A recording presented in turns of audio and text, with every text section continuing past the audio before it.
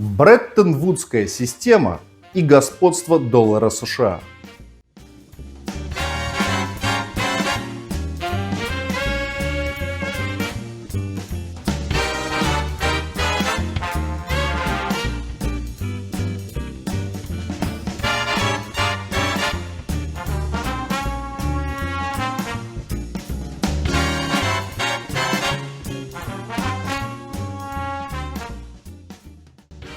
Бреттон-Вудская система была создана в 1944 году на конференции в Бреттон-Вудсе, штат Нью-Гэмпшир, США. Она стала первой международной финансовой системой после окончания Второй мировой войны и просуществовала до 1971 года. Одним из основных принципов этой системы было признание доллара США основной резервной валютой, что закрепило господство американского доллара на международной финансовой арене. Ключевой принцип Бреттон-Вудской системы – это фиксированная обменная ставка для всех стран, участников этого соглашения.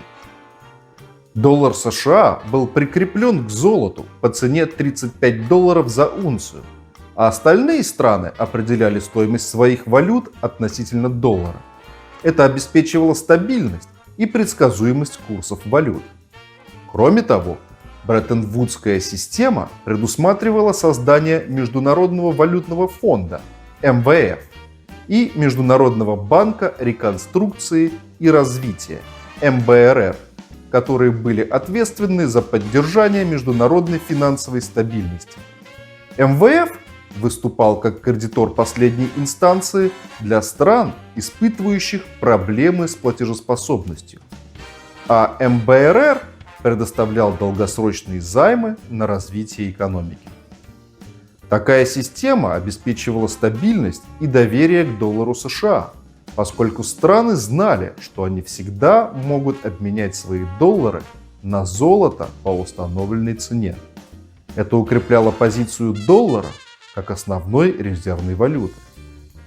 Создание Бреттон-Вудской системы было инициативой США, которые в то время стали ведущей мировой экономической державой после окончания Второй мировой войны. США считались экономическим лидером и имели значительные запасы золота, что позволило им прикрепить доллар к золоту по фиксированной цене. Со временем роль США в поддержке Бреттон-Вудской системы только укреплялась. Они предоставляли финансовую помощь другим странам через МВФ и МБРР, а также активно участвовали в обеспечении стабильности доллара на международном уровне. Господство доллара США в рамках Бреттон-Вудской системы приносило немало преимуществ для американской экономики. Во-первых, это обеспечивало спрос на доллар со стороны других стран. Во-вторых, доллар стал основной резервной валютой многих стран, что означало, что они накапливали резервы в долларах. Это создавало спрос на американские финансовые инструменты и облигации, что позволяло США занимать большие суммы у других стран. Кроме того, господство доллара также давало США возможность контролировать международные финансовые процессы и влиять на экономику других стран. Это было полезным для американской политики и ее международных интересов. А теперь внимательно следите за руками. Вы увидите величайшую аферу в истории человечества. США и страны западного мира через МВФ, МБРР, а позже и через Всемирный банк выдавали развивающимся странам целевые кредиты на восстановление и развитие экономики. Финансовая помощь всегда оказывалась на кабальных условиях, которые в обязательном порядке должны были быть заведомо невыполнимыми для кредитуемого государства. Зачем? Сейчас поймете. Схема работала примерно так. Сначала в страну приезжала группа экспертов и советников, сформированная из представителей спецслужб США, таких как ЦРУ и РУМО, а также сотрудников мозговых центров, работающих под прикрытием крупных американских корпораций. Они составляли подробный план восстановления или строительства эффективной экономики. Первоочередное внимание всегда уделялось энергетическому сектору и инфраструктурным проектам, как главным стратегическим направлениям. Затем МБРР выдавал кредит развивающейся стране. Однако эти деньги никогда не доходили до потребителя, а улетали напрямую американским корпорациям, которые являлись основными подрядчиками. По мере поступления новых траншей становилось очевидно, что выплатить кредиты уже не получится. Не беда, американские банки, МВФ и МБРР выдавали новые на покрытие старых. Таким образом, страна оказывалась в финансово-экономической удавке США, которая работала на укрепление мирового доминирования доллара и экономики североамериканского государства.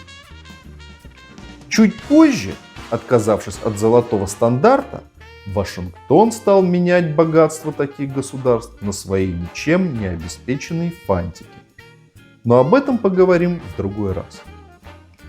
Если по каким-либо причинам правительство облагодетельствованной страны отказывалось от обязательств, у Вашингтона были подготовлены два отработанных сценария. При реализации первого в игру вступали подразделения ЦРУ, реализующие активные операции – подкуп, шантаж или устранение неугодных лидеров. Помните таких персонажей, как Сальвадор Альенде, Патрис Лумумба, Рафаэль Трухильо, Нго Динзьем, Рене Шнайдер и другие. Позже добавили такой инструмент, как цветные революции – Грузия, Киргизия, Украина. При реализации второго сценария в игру включался Пентагон. Этих вы точно помните. Слободан Милошевич, Саддам Хусейн, Каддафи. Именно так огромное количество стран по всему миру оказались фактически оккупированными США. Только СССР, а позже Россия раздавали деньги безвозвратно, списывая многомиллиардные долги. Американцы забирали все до последней нитки. На этом и держится их экономическая мощь. Все гениальное просто.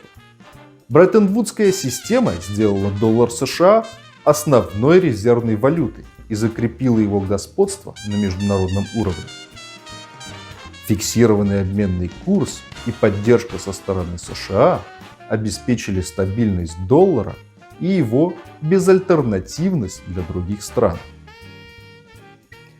Господство доллара США в рамках Бреттон-Вудской системы приносило ряд преимуществ для американской экономики, включая спрос на доллар, возможность займов у других стран и контроль над международными финансовыми процессами.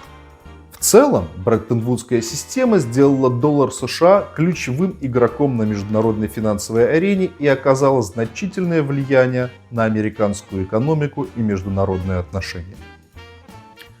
В 1971 году Бреттон-Вудскую систему сменила ямайская валютная система, основанная на свободной конвертации валют. Она положила начало новой эре всемирного финансового обмана. Но об этом поговорим в другой раз.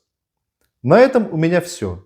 Спасибо за просмотр. Если вам понравился материал, ставьте лайк и подписывайтесь на наш канал.